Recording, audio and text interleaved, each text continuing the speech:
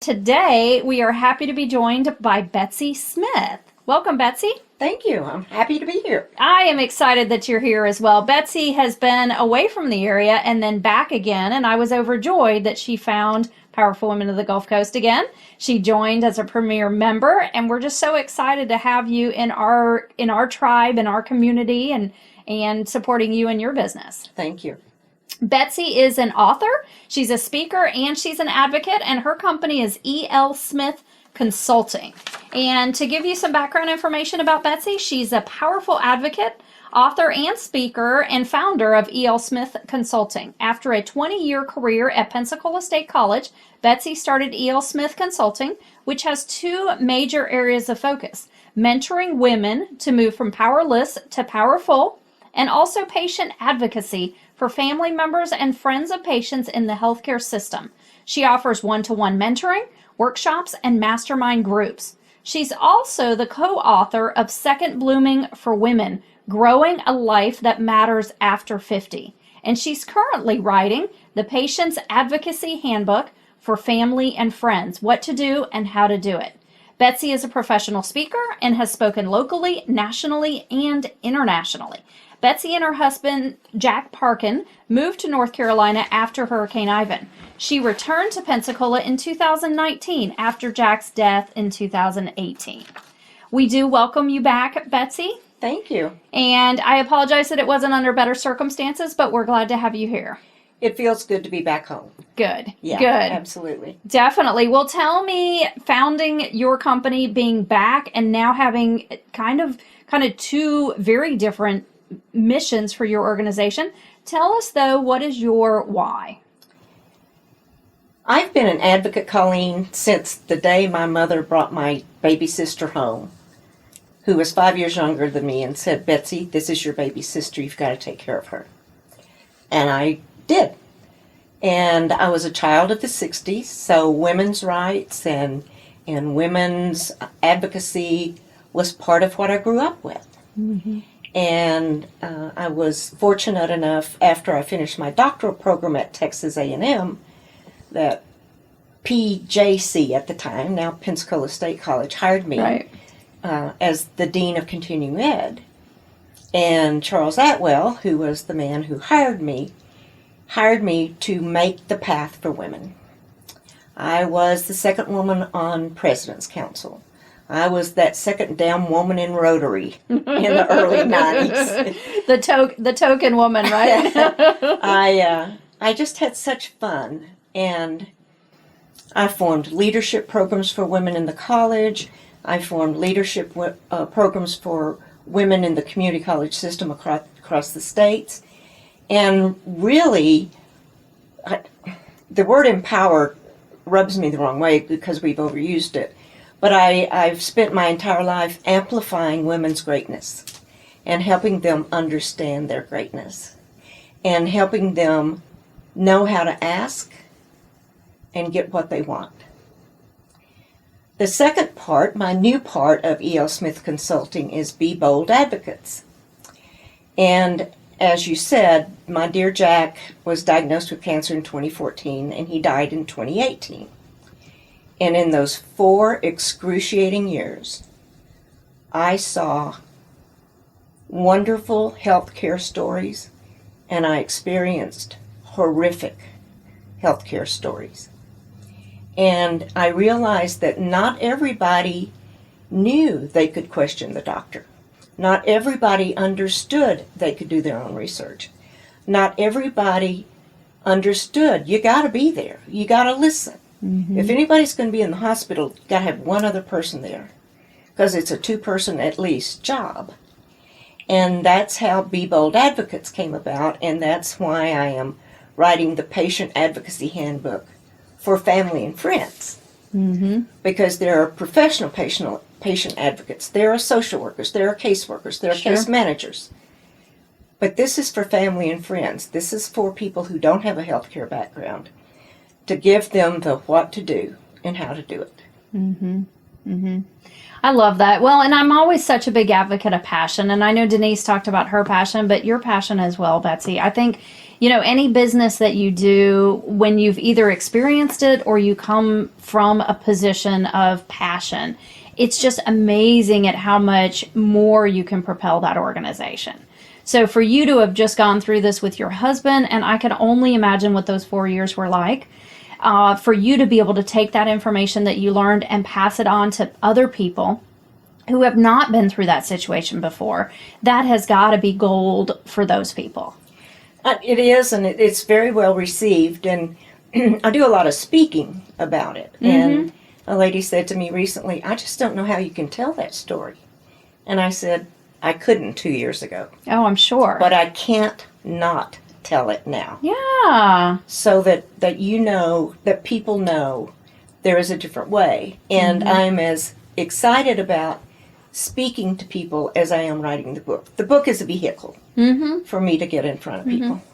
That's really awesome. And for what you do for women, I think that's amazing too. I didn't know your background with Pensacola State and what you've gone through there, but the exact same thing. You've been there. You've kind of paved that path for women, but now to also help encourage them to be even stronger. I think that's amazing. Thank you. Absolutely. Thank you. Tell me what strategies that you use in your work. I am a very fast-paced, fun-loving mentor, coach, and speaker. And I work with people who are ready. Now, there are other coaches who work with women who aren't quite ready. I work with them if they're ready. I do workshops. I do one-to-one. I do Zoom meetings.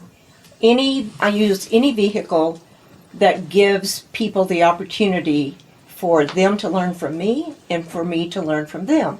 And that's one of the primary reasons I really like Powerful Women of the Gulf Coast, because it keeps me in touch with younger women. Yeah. And if I'm not intentional about that, I won't be, because I learned so much from you guys, and I have a lot to share with you. Well, and I think that's absolutely right. Whenever you work with somebody that is an advocate, whether it's a speaker or a trainer or a life coach, or there's a number of different terms that can be used, but I believe that your personalities have to align.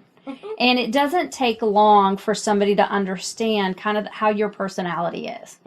You're very bold in the meetings, and I mean that as a compliment. I take it as a compliment. When you stand up, and you're not a tall woman, you stand up and but you pause before you actually start speaking.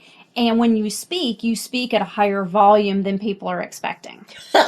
And I think that's such a great thing to do, though, because you capture everybody's attention. Yeah. And they right away know your personality.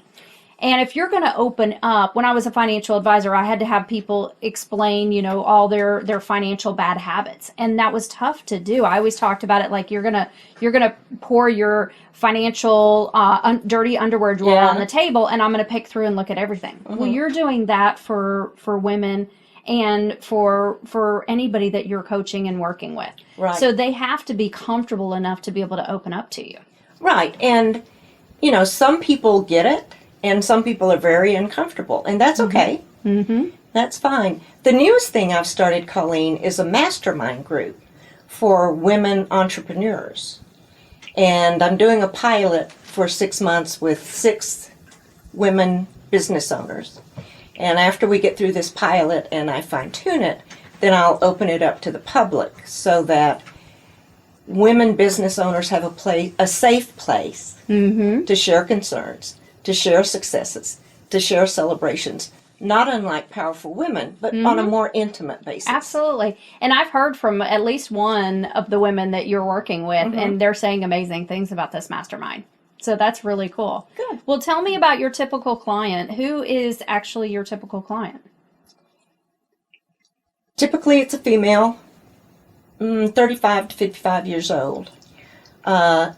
In patient advocacy, 88% of the caregivers are women. A good percent of them are employed, and the average age is 49. So I'm writing to that woman with my women empowerment or women amplification. It's younger. It can be 35 to 55 or 65. And it's women who are ready to stand up, to speak up, and to be heard. And I know you've said that before, that they're ready. How does somebody know they're ready? How do you know they're ready? When they come to me and say, I want to achieve this goal in 6 months. If they come to me and I say, so what are you interested? Well, I'm not sure. Maybe I want to do that. Maybe I want. No. You're not ready. Right. There's other people that want to work with you. Yeah. And you need them and they need you.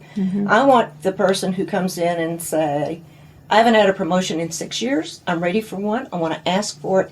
And if I don't get it, I'm ready to walk. There you go. So you're working with those people that have some urgency behind them, and they're willing to put in the time and the work necessary to achieve whatever it is they're wanting to achieve. Right. That's wonderful. And they're clear. They're clear about what they want to achieve. That's good. And then how about as far as your clients, are they all right here in Pensacola? I know you've just transferred down here from another part of the country. So do you work internationally or do you work nationally, or are they all local clients? I work nationally. I don't have any international clients right this minute. But the beauty of Zoom meetings and the internet and the telephone is that you can indeed work anywhere if you have the ability to communicate virtually. And Right. not only do you have the ability technologically, but if you have the ability to communicate that way. Yes. And I've actually created and taught online courses at the University of West Florida before online courses got started. I mean, it had to have been 20 years ago. I remember the old blackboard courses. Exactly. Do And you remember couldn't that? interact. No. Yeah. And you had to turn in your work and then they would grade it and bring it back to Yeah. you. My, have times changed, Yeah. right? Yeah. And you say anywhere, but you mean anywhere that has a Wi-Fi signal, right? Right. Exactly. Great. Well, this is amazing information, Betsy. I am so glad we took this time to get to know you a little bit better. I learned something new from you today and got a deeper understanding of your business and definitely your passion. Your passion is just amazing. Oh, thank you. And do you want to know my leadership tip? We're going to do that in just a second. I'm going to come back to that in just a second. But yes, good precursor to that information. But before we get to that, go ahead and share your contact information. Now that everybody's excited and they want to find out how to get from powerless to powerful, or they want to learn how to manage a difficult life situation that they know is coming up, how would they get in touch with you? 850-384-4874. And you can email me at betsysmithphd@gmail.com.